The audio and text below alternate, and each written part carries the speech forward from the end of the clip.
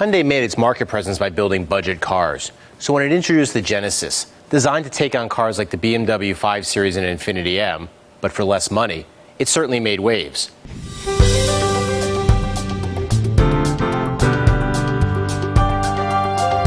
Our Genesis has a 3.8-liter V6, which receives direct fuel injection and a bump in horsepower. Like all versions of the car, it has an 8-speed automatic transmission.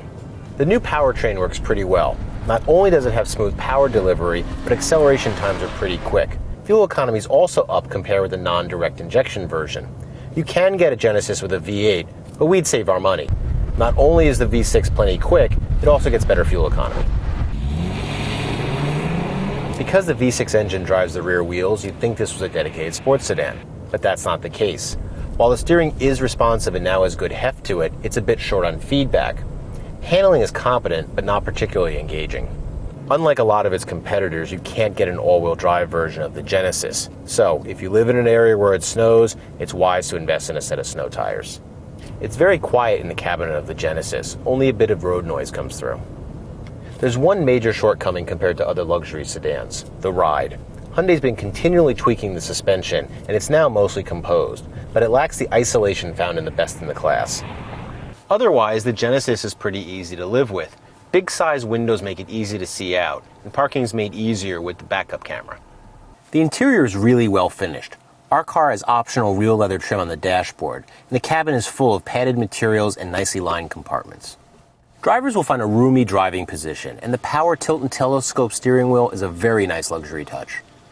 The controls are mostly simple. Our car has the optional touchscreen navigation system, and while it's easy to use, the screen is a bit of a reach away.